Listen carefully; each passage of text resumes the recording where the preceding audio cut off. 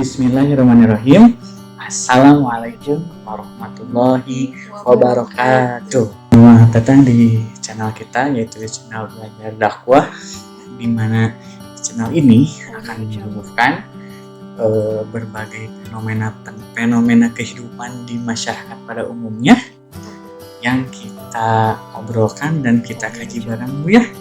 Seperti yang kita janjikan tadi, karena ini baru awal, bagusnya untuk di awal ini kita akan membahas apa ya, Bu? Mungkin untuk channel awal kita membahas tentang fenomena yang terjadi di anak-anak.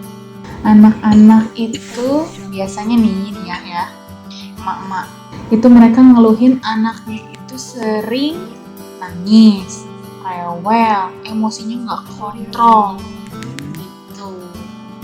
Nah, mereka tuh bilang sih kalau dari pagi menjelang sore mereka tuh normal biasa gitu, nggak rewel berlebih, biasa aja gitu, bersikap sewajarnya anak adalah biasa rewel-rewel sedikit gitu.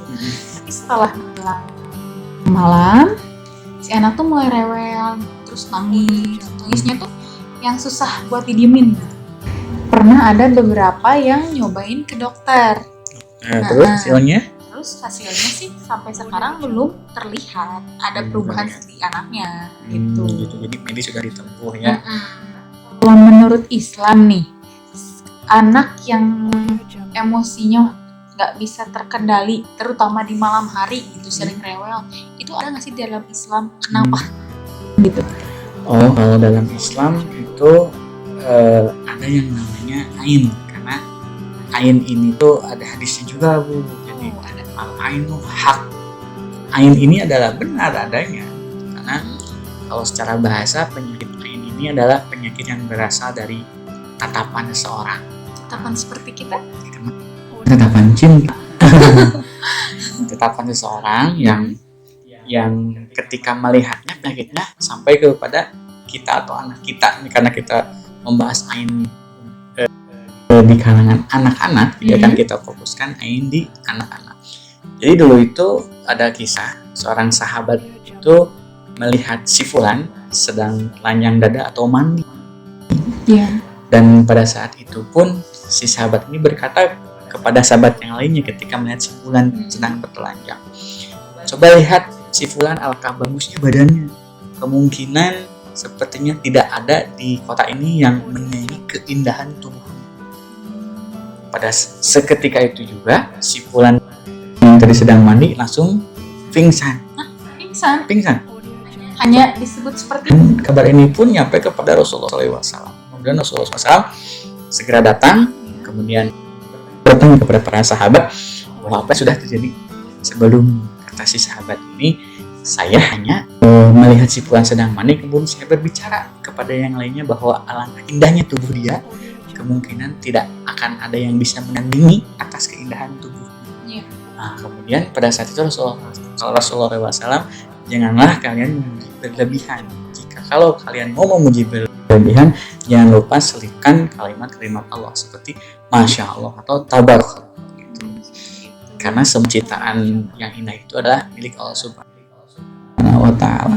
Nah, sama halnya dengan ain kepada anak-anak gitu. Jadi ketika kita apalagi sekarang di zaman era modernisasi seperti ini, sosial media sangatlah maju. Jadi niat awal kita itu ingin membagikan kelucuan kita nih. Iya, betul.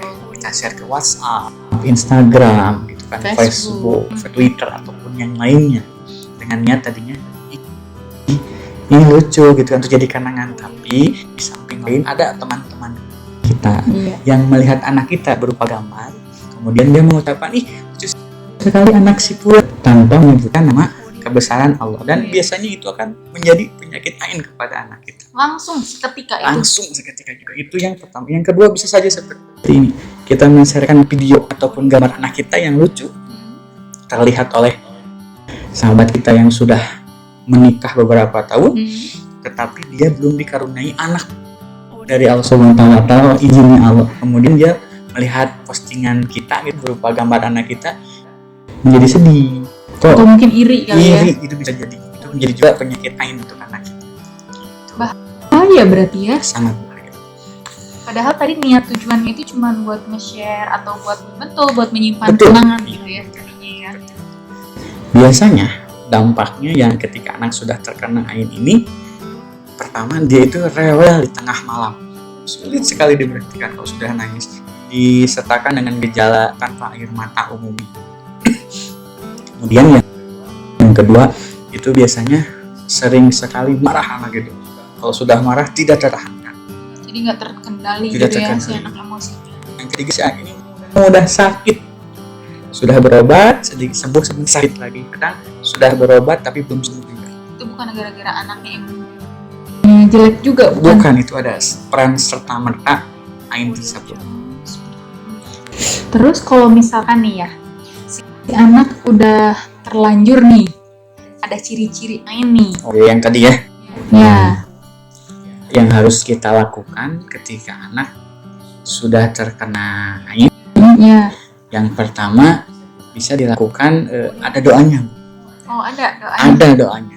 Buat menghindari atau karena sudah terjadi? Bisa terjadi, bisa untuk menghindari Oh juga. bisa, ya. Kalau doanya yang umum itu adalah Bismillahirrahmanirrahim. A'udzubika kalimatillahi tamah min syarri ma khalaq.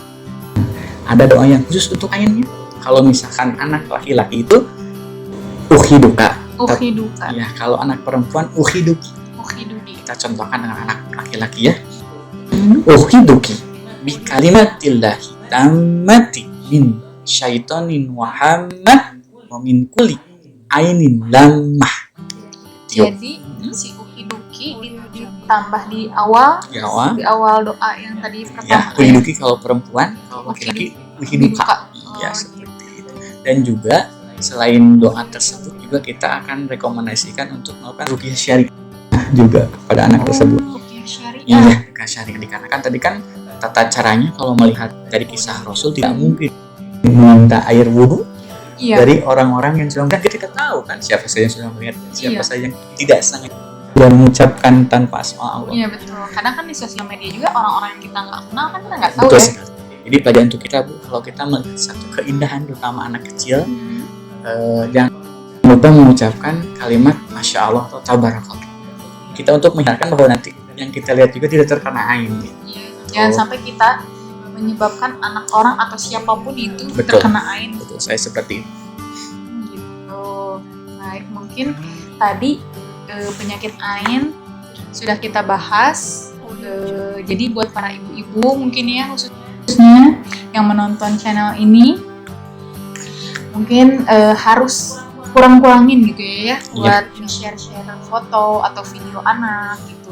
Lebih baik kita simpan handphone masing-masing lah buat pribadi aja gitu ya, nggak usah di-share dulu gitu ya. Iya, betul. Karena untuk menghindari penyakit ain ini yang datangnya itu nggak diundang ya. Jadi dari undang. Jadi kita nggak mau pun kalau misalkan kita nge-share orang lain tiba-tiba berkata sesuatu baik maupun buruk itu terkena ain kan Iya. untuk anaknya. Jadi Meskipun niat kita hanya lucu untuk kenang-kenangan, lebih tapi baik karena ya, tidak menyertakan kalimat Allah. Allah, jadi itu terkena ain kepada anaknya. Iya, takutnya kita menjaga saja. Ya, Jadi yang pertama itu dikurang-kurangi buat tapi sih lebih baik jangan dulu kalau masih di bawah 5 tahun.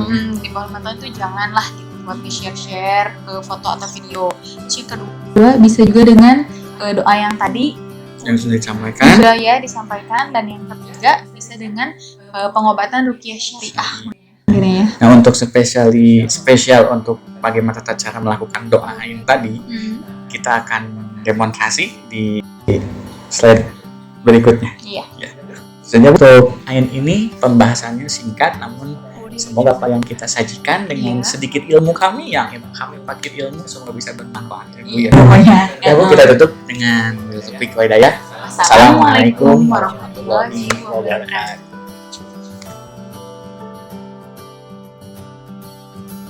Assalamualaikum warahmatullahi wabarakatuh. Pada kesempatan ini, sesuai janji saya tadi di awal, saya akan melakukan teknik ruqyah ain pada anak di bawah 5 tahun. Caranya yaitu pertama dengan doa umum.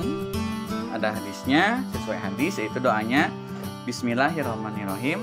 A'udzubika kalimatillahi tamah min syarri ma khalaq. Kemudian tiupkan. Itu doa umum. Menggunakan doa khusus yaitu ada doa khusus untuk Ain pada anak. Yang pertama, kalau misalkan anaknya laki-laki menggunakan ukhiduka, dan kalau anak perempuan menggunakan ukhiduki. Karena ini anak saya laki-laki, jadi menggunakan kalimat ukhiduka. Bismillahirrahmanirrahim. Ukhiduka bi kalimatillahi tamah min kulli syaitonin wahama wa min kulli ainin lamah. Kemudian tiupkan ke seluruh tubuh. Itu saja yang bisa saya sampaikan, insya Allah. Semoga ilmunya bermanfaat. Barakallahu li wa lakum. Wassalamualaikum warahmatullahi wabarakatuh.